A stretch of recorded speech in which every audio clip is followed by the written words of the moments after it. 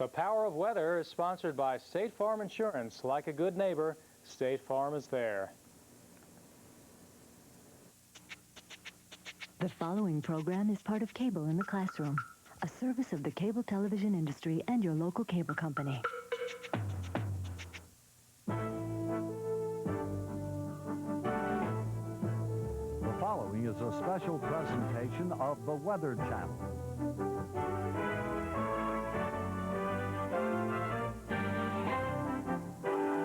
The study of weather can be an exciting adventure. It can take you to great heights, blow your mind, and maybe make your head spin.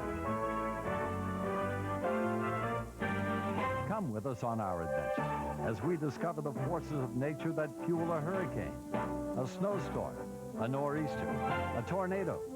Join us as we journey into the power of weather.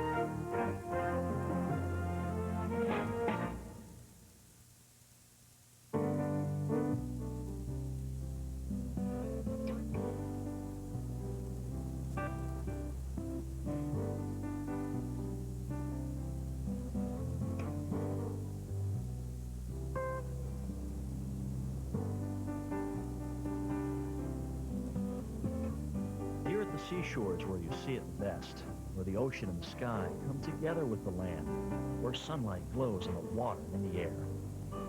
It's the natural partnership of sun, earth, ocean, and atmosphere, the partnership behind the power of weather. This powerful partnership is all around us, all the time. It sets the stage for everything in our lives. A beautiful day to walk along the beach, or a killer hurricane that tears the beach away and sends us running for our lives. All our weather, hurricanes, tornadoes, blizzards, or a soft summer breeze, all of it is the result of the intricate interplay of the land, the seas, the sun, and the atmosphere. Hi, I'm Jim Cantore. I'm a meteorologist at the Weather Channel, and I've been crazy about the weather ever since I was a little kid. I've been studying meteorology most of my adult life, but you know, it wasn't the textbooks that made me learn to love the weather. It was watching the weather itself. As far as I'm concerned, this is the best classroom for learning about the weather, out here, where it happens. There are just a few basic principles of science behind all the weather we ever experience. And we can see those basic principles working every day, everywhere around us. All we have to do is know where to look. And believe me, looking for them can be a lot of fun. Yeah, but how? Somebody's not having fun with weather? Hi there. Sounds like your homework's on weather. How's it going? Are you talking to me? Yeah, just wondering how you're doing with your homework on weather. I guess I'm doing okay. But it's hard to make sense of some of the stuff in the book sometimes. I mean, how does all of this turn into real weather? Well, I tell you what. Why don't you put down those books for a while and come join me? I could really use some help with this kite. You mean in the TV? Sure. I want to prove to all the folks watching that weather is fun. It's not just all textbooks and labs. Maybe you can help. Sounds great. I'm almost done here anyway. But I don't know. Just a minute.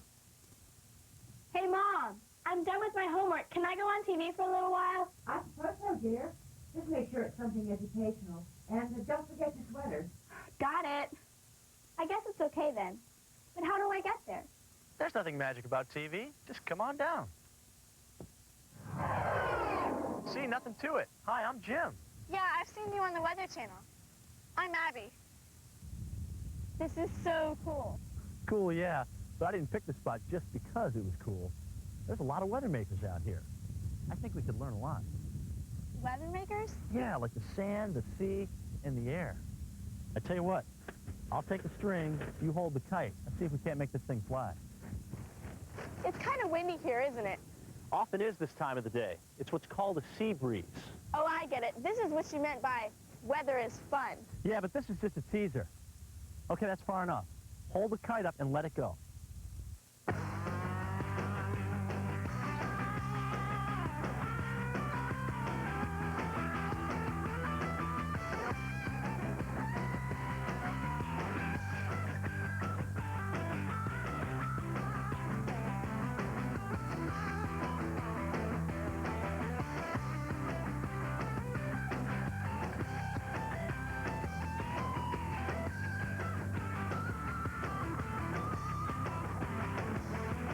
The lateral movement of air from cold to warm is flying this kite. I thought it was the wind. Wind's just moving air. Air is moving all across the world because natural force is trying to make everything equal. The temperature's different from the beach to the water, so these same natural forces try and even it out. On a much larger scale, the heat from the equator is transferred to the colder poles, both north and south, by these same natural forces trying to equalize the temperature imbalance. So, because of unequal heating and the natural forces trying to equalize it, we're having a great time flying this kite. Cool. Cool, yeah, that reminds me. So what can you tell me about the latent heat of condensation? The latent heat of condensation? Oh, no, not that. You promised this would be fun. We've had that in class, and I don't get it. Well, hardly anyone does, but it's really important. Hurricanes owe their existence to the release of latent heat. Latent heat energy is a big part of most of our severe weather. So let's give it a shot. Abby, go stick your hand in the water and then hold it up in the air. Okay. Does it feel colder? Sure. That's evaporational cooling. When the water on your hand evaporates, it goes from a liquid to a gas, and that takes heat energy. So, the water vapor has stolen heat from the air around the outside of your hand and stored it in the water vapor. That makes sense. Okay, so what's the opposite of evaporation? I think it's condensation. Right, which is water vapor, a gas, turning to liquid. The heat that was trapped when the water evaporates is released when the water vapor condenses back to a liquid. And that is the latent heat of condensation.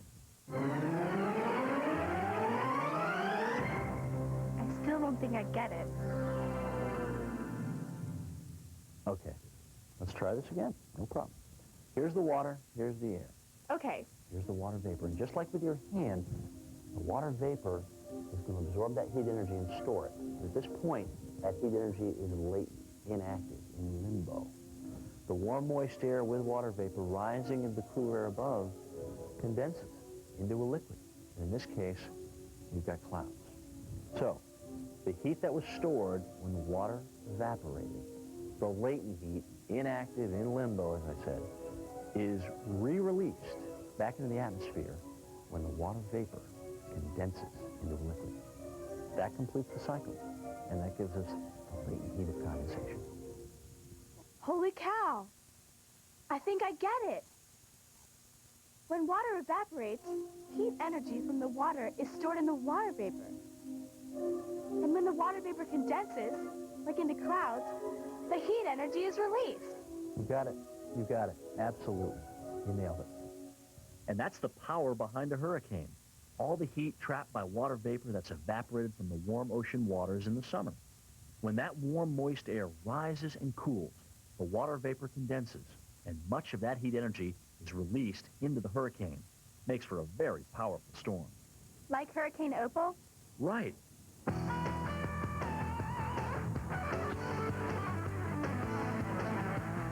Opal was the most powerful hurricane to hit the United States in 1995. And 1995 was one of the most active hurricane seasons in recorded history. There were 19 named storms, 11 of them hurricanes, and 5 of those were major ones.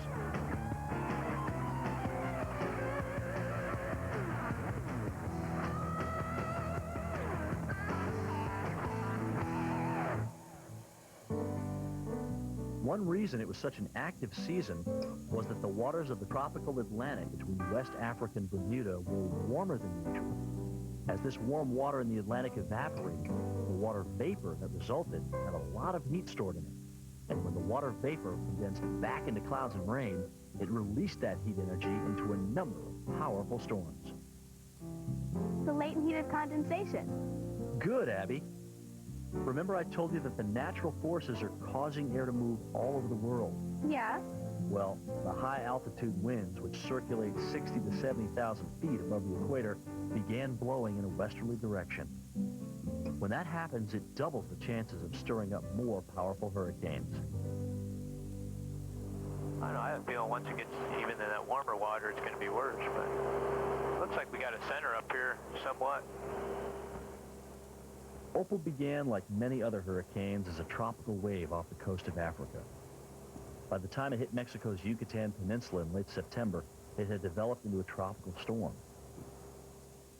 As it moved across the waters of the Gulf of Mexico, which were 2 to 5 degrees warmer than average, Opal gained strength rapidly. By Wednesday, October 4th, Opal had sustained winds of more than 150 miles an hour, making it a Category 4 storm aimed right at the Florida Panhandle. Emergency management officials in the Panhandle evacuated more than 100,000 people. Opal was coming so quickly and powerfully that people had to abandon their cars to get into shelters. I was on the Weather Channel with our hurricane specialist John Hope that afternoon.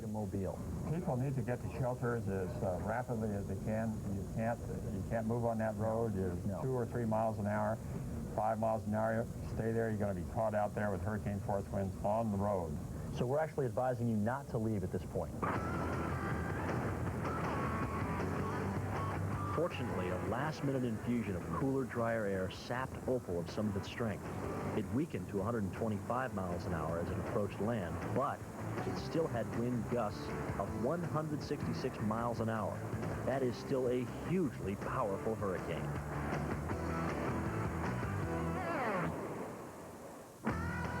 From a hurricane to a sea breeze, what do they have in common? That's next in segment 2 on The Power of Weather.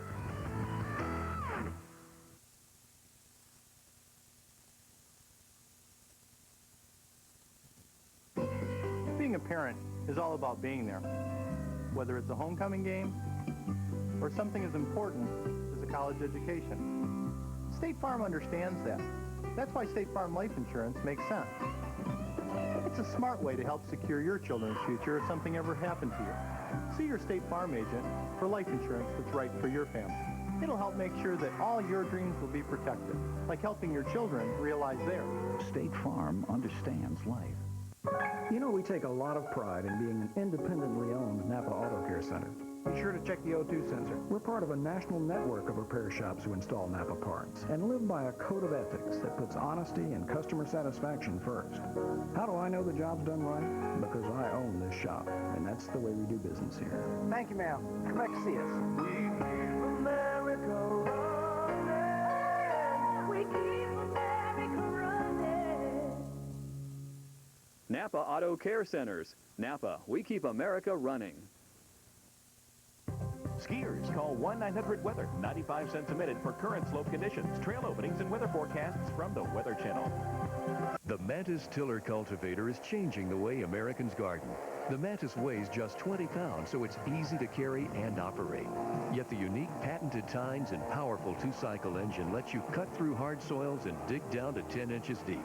Mantis is so easy to handle that weeding and cultivating, even in tight places, is a snap.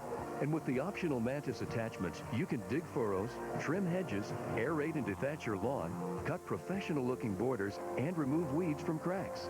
Mantis's superior performance and rugged dependability is backed by a 2-year warranty and a lifetime warranty on the tines against breakage. So you get years of trouble-free service. The Mantis tiller is on sale, so call now for your free no-obligation information pack with details on our 1-year money-back guarantee. Call 1-800-511-5105 24 hours a day. That's 1-800-511-5105. And now, your local forecast. Accurate, up-to-date weather information for your neighborhood. Only on the Weather Channel.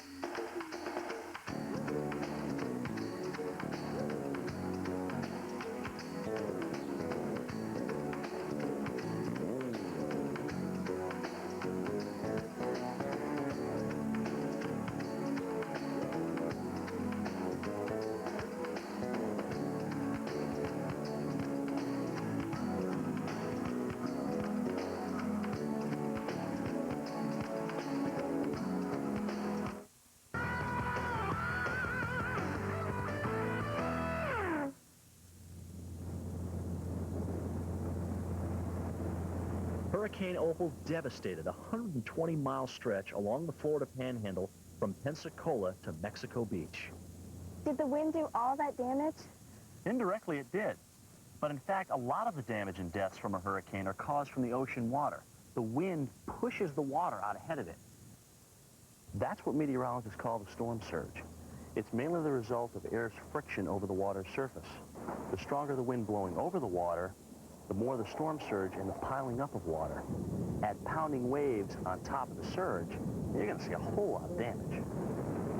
Hurricane Opal's storm surge was 16 feet high, and it produced the major part of the damage seen along the Panhandle coast.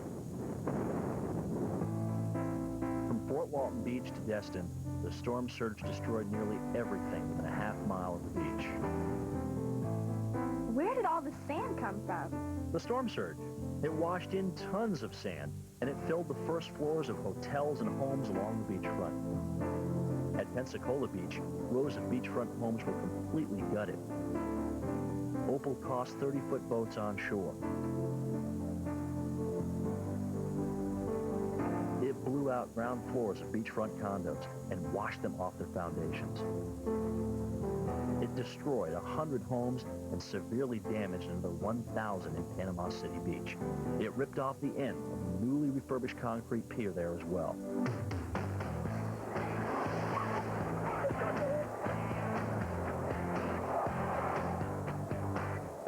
Hurricanes begin to lose their power once they reach land.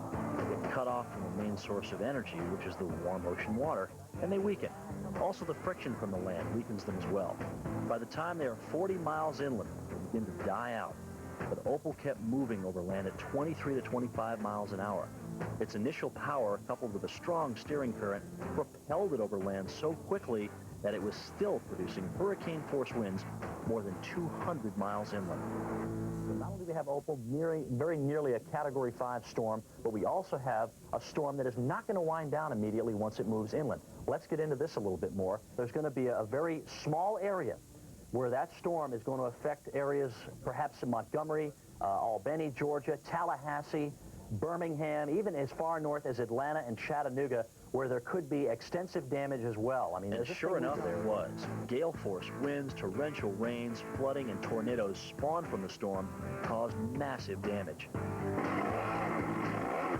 In Atlanta, downed trees blocked hundreds of streets, and more than 540,000 homes and businesses lost power. Heavy rains caused tremendous flooding, as well as damage to trees and homes as the storm streaked through Tennessee, Kentucky, South and North Carolina, as well as Virginia.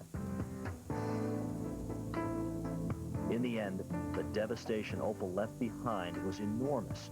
$3 billion in damage, 59 dead, including 9 in the U.S., 31 in Guatemala, and 19 in Mexico.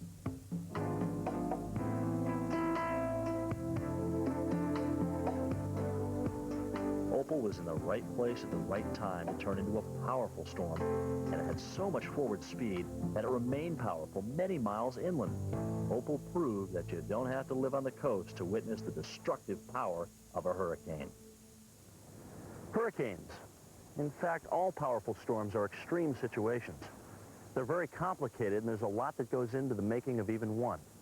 Even though the basic principles are the same, it's easier to see those principles work when you simplify. So let's take a look at what causes a sea breeze. Abby, you can help me out here. Take off your shoes and tell me how the sand feels. Okay.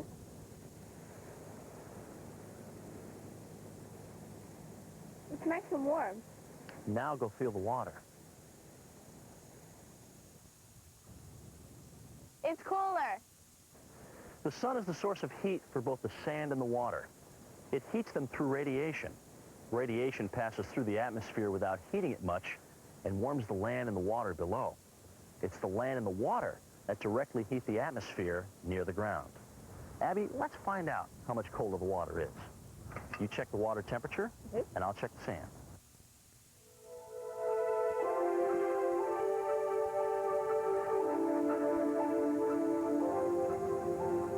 About 70. It's about 80 degrees. Both are being warmed by the sun, but it's the sand that's much warmer. It's about 3 in the afternoon now, but let's see what happens once our heat engine disappears. Huh? The sun sets. Oh. The sand's about 65 degrees now. It's cooled down. What about the water? It's the same as it was before, about 70. The water didn't cool off. Water absorbs and disperses a lot more energy than sand, so it takes longer to warm it up and longer to cool it down. Therefore, ocean temperatures don't vary that much night or day. Sand, on the other hand, warms and cools as the sun rises and sets. Take a look at this. The land is warm, so it warms the air over it as well. Warm air rises, right? Right. So the air over the sand is rising. But since the water is cooler... The air over it is sinking? Right. Where the air is rising, if nothing replaced it at the surface, it would be a vacuum. But we know that's not going to happen. The air over the cool water moves toward the land and replaces the rising air. That's a sea breeze. Happens a lot along the shore. What happens at night? Take a guess. A land breeze? Exactly. There's more to the process, but we'll get back to that a little later. Hey, it's me. Who's that? Sounds like my bratty brother, Gabe. Gabe, what do you want? I found this in the attic. I'll show you how it works. I'll do that, Gabe. Oh, Mom, come on. Know the rules. Okay. Well, as my assistant here lights the candles, I'll explain. The fire heats the air above, right? Then, because the air is warm, it gets light and goes up. It pushes around these propeller things and makes the whole thing go round and round. And when the air gets warm and rises, that's called convection. Yeah, convection. And look, if I adjust these propellers, they'll make it go really fast. It'll make these guys barf. Good job, Gabe.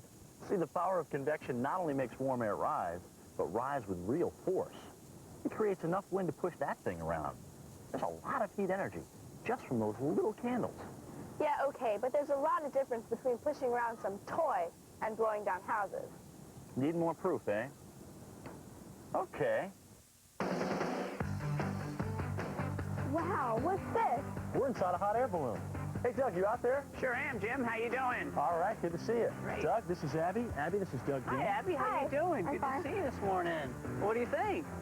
This is great. Good. You want to go for a ride today? Sure. Let's go. Come on. Good.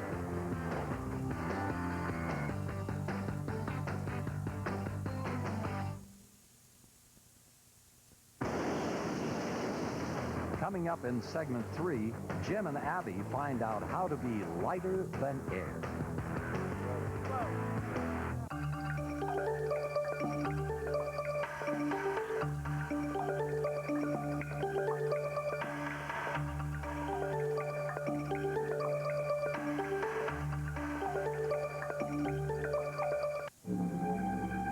I don't see them. I think we're safe. Of course we're safe. We're in my Subaru Outback. I know the world's first sport utility wagon. This beauty's got dual airbags, full-time all-wheel drive. It's more stable in the turn than a Blazer. What else you got?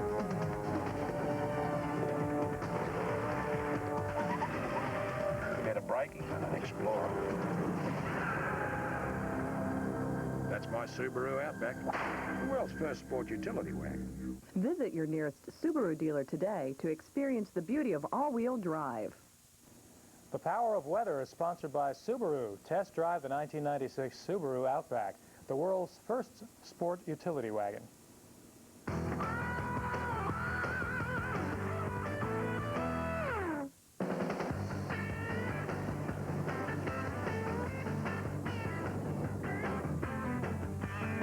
This is what's called a lighter-than-air craft, except in this case, it's the air in the balloon that's lighter than the air.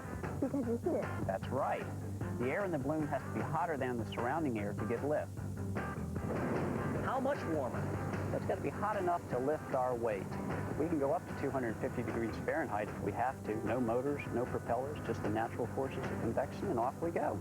You ready to go? Absolutely. Great, let's go.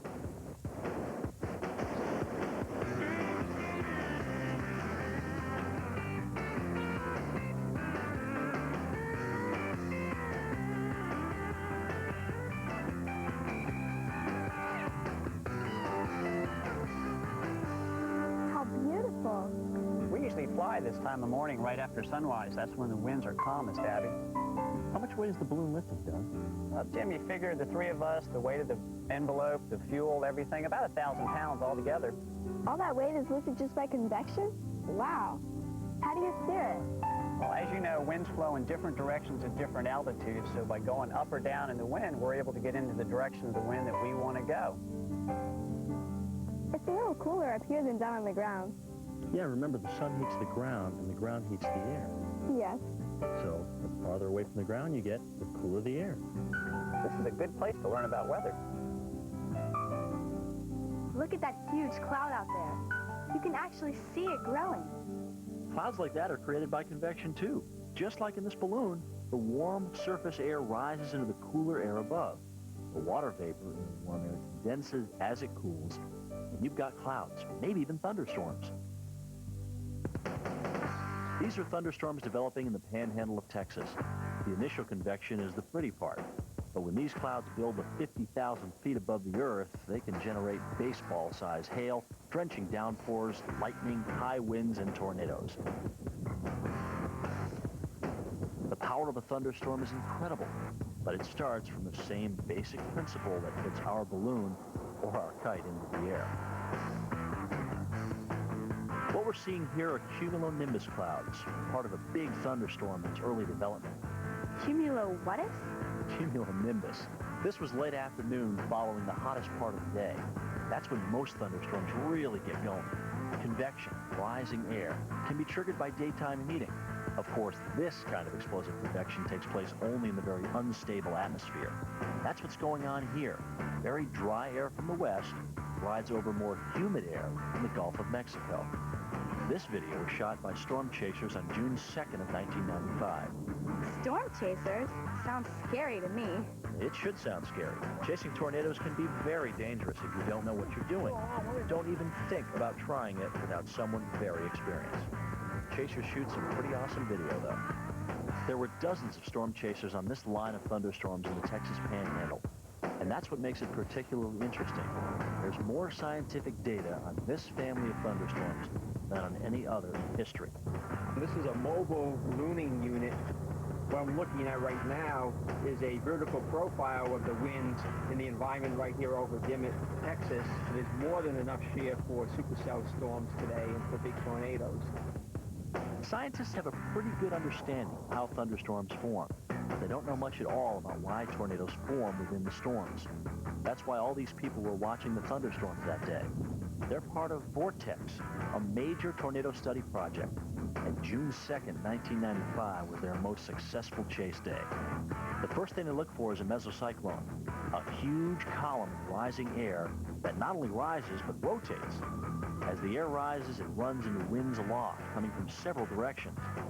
It's a type of wind shear. It's kind of like rolling a ball of clay in your hands. If your hands are the winds aloft, one hand goes in one direction, the other another. They move against the clay, like the wind against the rising column of air. The clay rotates, just like the mesocyclone. Not all mesocyclones develop tornadoes, but nearly all violent tornadoes develop from a mesocyclone. The rapid vertical motion into the backside of the wall cloud there. This is all the wall cloud. When the base of the cloud below the mesocyclone lowers, it's called a wall cloud. Amateur chasers Michael Cohen and Bobby Eddins were chasing storms June 2nd near Dimmitt, Texas.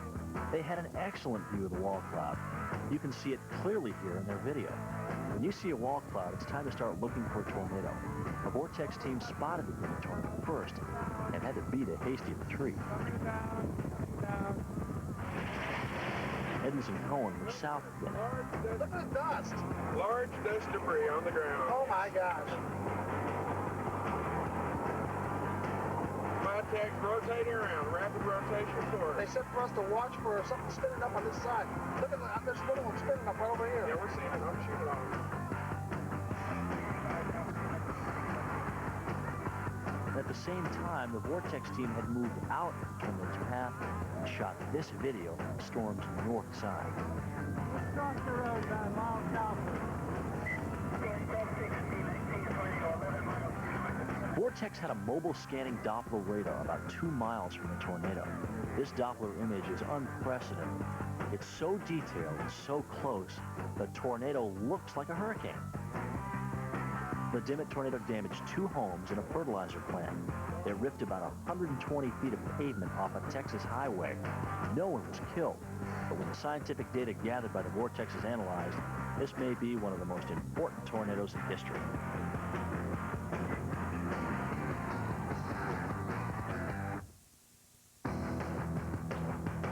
Coming up in segment 4, Jim shows Abby how to take a dive and still come out smarter.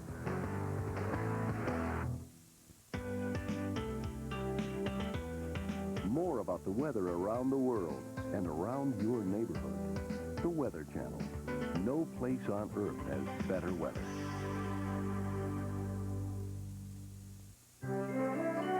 Today, a woman needs a life insurance plan of her own. State Farm sells life insurance from an agent who's there for you today and there tomorrow, too. You see, we start you out right with a plan specifically designed for a woman's needs. One that protects the people who count on you for so very much. And the State Farm agent will be there tomorrow, too, as your life changes, to keep that plan working for the people you love. State Farm sells life insurance. Nobody does it like you. For high traffic areas, now there's the deep cleaning power of the new Hoover Steam Vac Deluxe with 5 brush agitator. Nobody does it like you.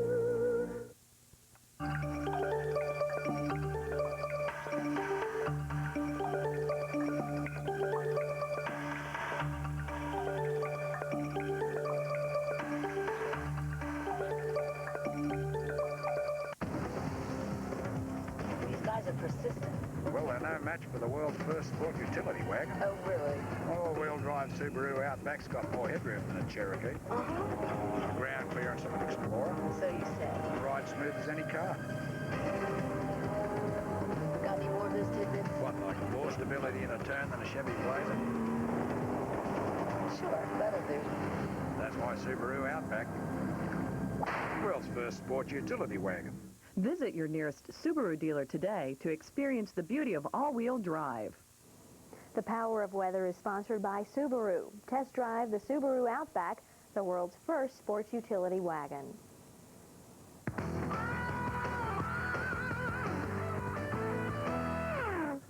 Now let's get back to the sea breeze for just a minute. Remember when we talked about how unequal heating between the land and the water causes air to move from a cool area to a warm area? Well, I think we're ready to add another layer on top of that now. Air pressure. You see the warm air over the land? When air is warmed, it expands, becomes less dense. It weighs less.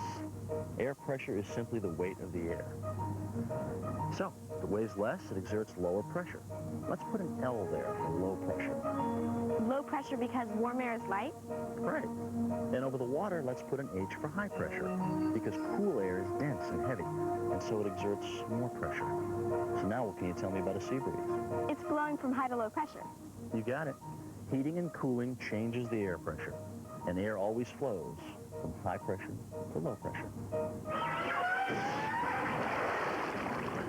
Now what's going on? More air pressure in the tanks on our backs. It's how scuba divers breathe under deep water. Their air supply is under high pressure. Of course. Well, let's get out and I'll show you more. You see this? This is the pressure gauge on my compressed air cylinder. This one's nearly empty, but the contents are still under some pressure. Here, hold this, please. Now, when I open the pressure valve, the air inside the tank moves from a higher pressure to a lower pressure outside. The result? Wind. Well, that's cute, but it would take a really big pinwheel to blow the roof off somebody's house. Well, how about this, Abby? This windy enough for you?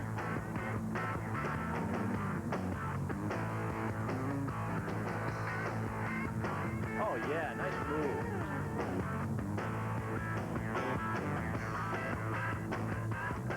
Awesome.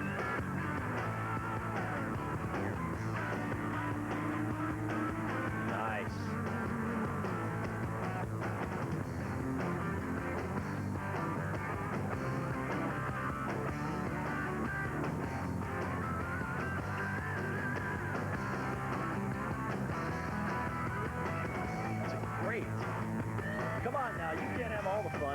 turn. All right, go for it.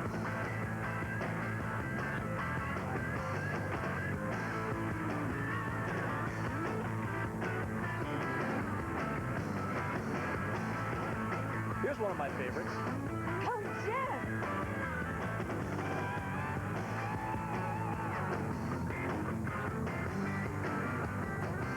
Big finish.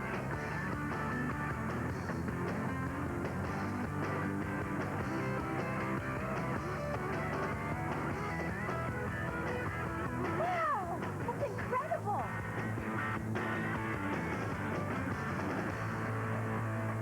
Abby, wasn't that great? Unbelievable. And I get the idea. Moving air has a lot of power, if enough of it's moving fast enough. And believe me, enough of it is. Air is constantly rising and sinking and blowing from high to low pressure on a global scale. When we were flying the kite on the beach, we talked about how air is circulating all over the globe. I mentioned that it's the forces of nature trying to equalize uneven heating. Well, that's pretty important. The whole planet is heated unevenly. Warmer near the equator, where the sun's rays hit most directly, and it's cooler toward the poles, where the sun's rays hit at an angle. For the sake of simplicity, let's assume that the Earth is covered by water, that it doesn't rotate, and the sun always shines directly on the equator. None of this is true, but for this example, let's just pretend it is.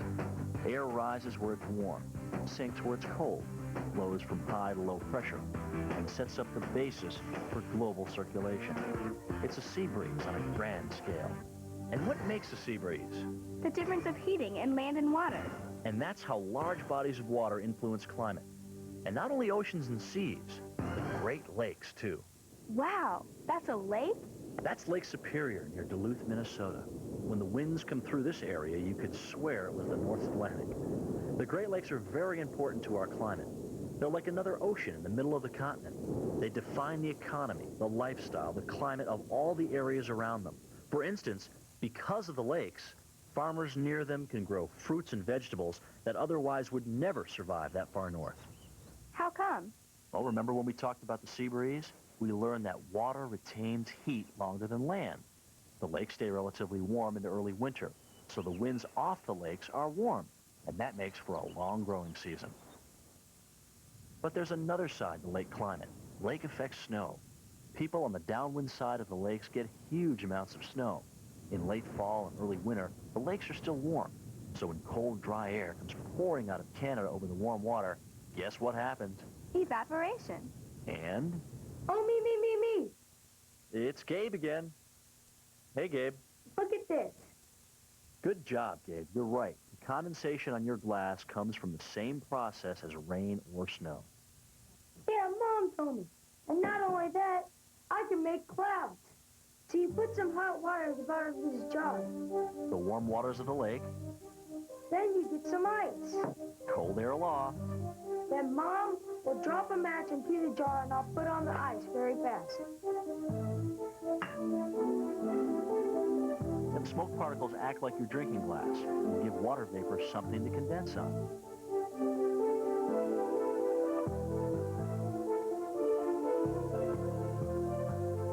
Look, it's a cloud. So what happens when those water droplets in the cloud get too heavy? They fall like rain?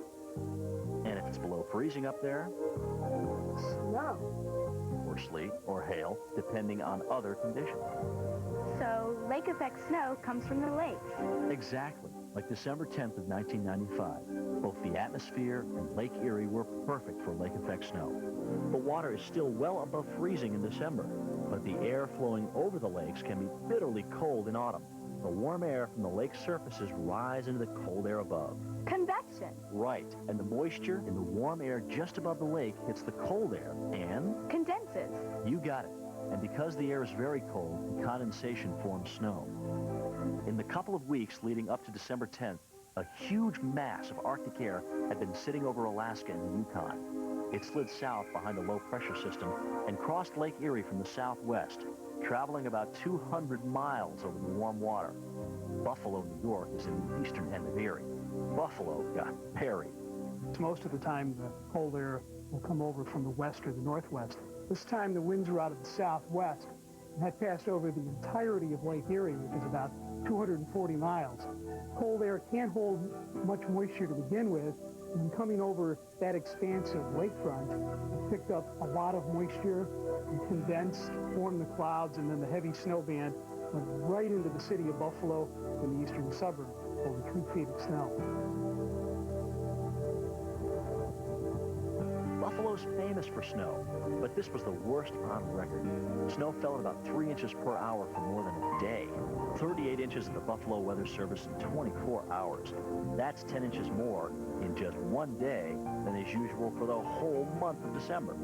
Of course, a city like Buffalo is prepared for snow, but even experienced hands like these had trouble keeping up. They had to close the airport for a while, but it was a weekend, so nobody missed any school. Aw, too bad.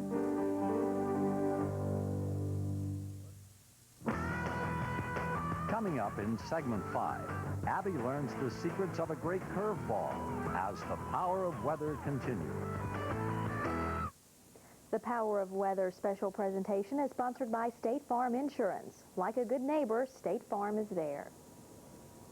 Mike Klein's been my State Farm agent for 9 years, and he's been a coach in the community for 3. He's as dedicated to those kids as he is to his policyholders. The most important thing that I can do right now in my life is to protect my family in the future. The way he handles my life insurance shows it's important to him too. My other friends who have State Farm life insurance say the same thing about their agents. You know, I think there is something to this good neighbor business. State Farm is there.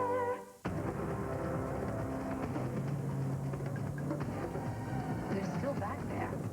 Don't worry, love. You're riding in the world's first sport utility wagon. I am. That's right. This here's the all-wheel drive Subaru Outback. That's great. You know, it's got more cargo space than a passport. Uh-huh. The ground clearance of an Explorer. Yeah, but... Oh, did I mention, it gets much better gas mileage than a Jeep Cherokee. Outback, you say? Subaru Outback. The world's first sport utility wagon. Visit your nearest Subaru dealer today to experience the beauty of all-wheel drive. Prepare yourself. Call the Weather Channel. Call 1-900-WEATHER, 95 cents a minute. Now, folks, on the left side of the aircraft, you can see Walt Disney World. Most folks don't know that place is a hotbed of fun for grown-ups. Well, I got a tip for you. Call 1-800-599-9474, and you'll get a free Disney World vacation planning video. You like golf? It shows you all the great courses, all the lakes and mountains. You like to dance? The video shows all the hot spots. I tangoed till 2 a.m. Why aren't we going there? I don't know. It even shows you how to stay at a Disney resort for $69 a night. And the food, ceviche in Mexico, antipasto in Italy, sushi in Japan. That's fine dining. Peanut, we would rather have that phone number. You really got to get that video. You'll see. You don't have to leave the country to see the world. Captain, what's that number again? For your free Disney World vacation video, call 1-800-599-9474. Supplies are limited, so pick up the phone now and make the dream come true. Hello? Disney World? And now, your local forecast. Accurate, up-to-date weather information for your neighborhood. Only on the Weather Channel.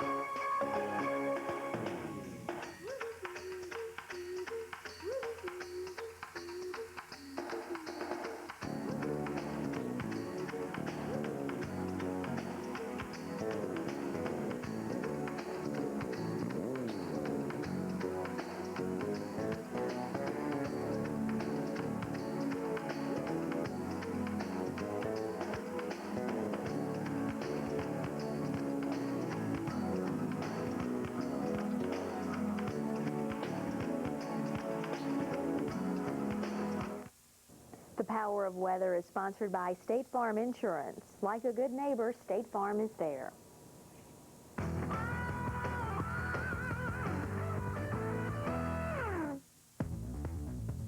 Hey, look at the shape of that storm on the satellite.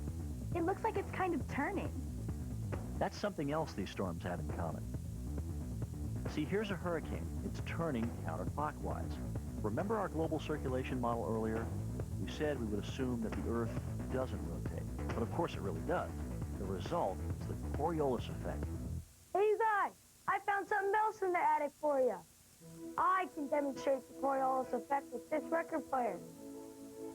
When the record player is turned off, I can draw a straight line from the center to the edge. Watch. But when I try to draw a straight line when the record player is moving, the line turns and curves. Right, Gabe. Just like the air that's trying to blow from high to low pressure. It gets deflected by the turning of the Earth. By the way, what is a record player? It's what people used before they had CDs. Okay. Abby, help me push the merry-go-round. I'll show you the whole thing from a different angle. Let's go. Jump on. Pretend like the center is the North Pole, and we're going to play catch with the wind. Get ready to catch the ball. I'm going to throw it out ahead of you. That's weird. It curves around and then back. Throw it back to me. We'll watch it in slow motion.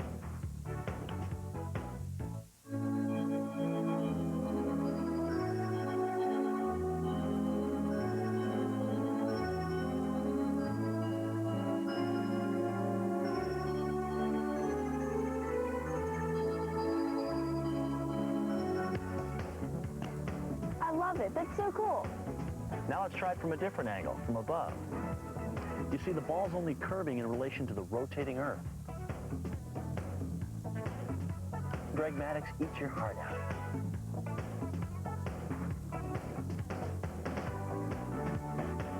When we add the mean curve to our global model, things get a lot more complicated. This is where your textbooks are the best tools. The reason for these additional circulation cells are a lot easier to follow on paper. Do you remember the superstorm of '93, Abby? I think so. I think it's the one where we were snowed in for days, and Gabe drove me nuts. I could just imagine.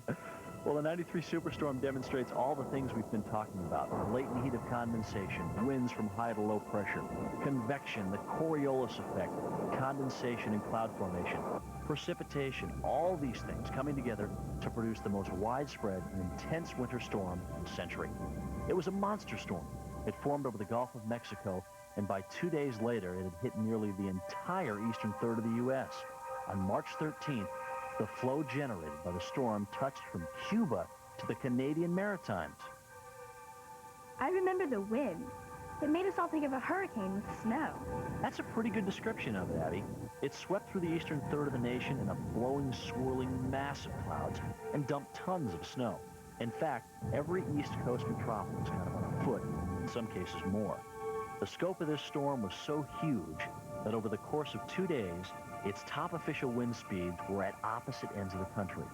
144 miles an hour atop Mount Washington, New Hampshire, and 109 miles an hour in the dry Tortugas west of Key West. Forecasters saw this storm coming. All the ingredients were there to create this superstorm. Primarily, there were three things. One, a very big late-season Arctic outbreak plunging down pretty much right over the North Pole and down into the lower 48 of the United States. Second ingredient was warm, humid air lurking over the Gulf of Mexico, Florida, and the Gulf Stream, and the warm waters themselves. And last but not least, very big dip in the jet stream, a couple disturbances helping carve that out, and that created this immense cluster of thunderstorms over the Gulf of Mexico, and once that happened, everything just went crazy. This one had everything came together perfectly, and the rest is history. Florida felt the first blows of this storm on March 12th as Gulf winds reached hurricane force. The storm surge reached from 9 to 12 feet along the northeast Gulf Coast. Waves and debris crushed homes, destroying and damaging hundreds of them. Absolute horror is all I can tell you. We did not get enough warning, and nobody realized it would be this bad. If we knew there was going to be flooding, we would have left. The storm spawned 50 tornadoes throughout Florida and caused flooding from Tallahassee to West Palm Beach. By March 13th, snow was falling over Mississippi and Alabama, dumping a record 13 inches on Birmingham by midday. As it moved northeastward, the superstorm turned into a deadly blizzard. Wind and snow down trees and power lines all across the southeast. At various times throughout the storm, more than 3 million homes were without power. Snow-clogged interstates and highways were closed for days, leaving motorists stranded. People just need to stay home. You know, we've got an emergency here. Air traffic came to a standstill from the East Coast all the way to Chicago. 3,000 people were stranded at New York airports alone. Syracuse, New York, set a record for more than 40 inches of snow in one storm, and cities like Atlanta, Washington, D.C., Philadelphia simply shut down. As the air went frigid, wind chill factors went below zero, and towns reported record lows as well as record snowfalls.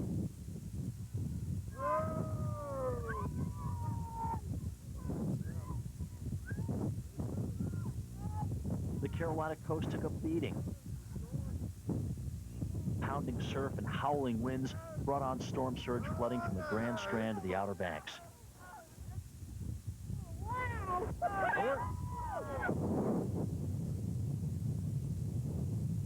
From Delaware to Cape Cod, people evacuated their beachfront homes.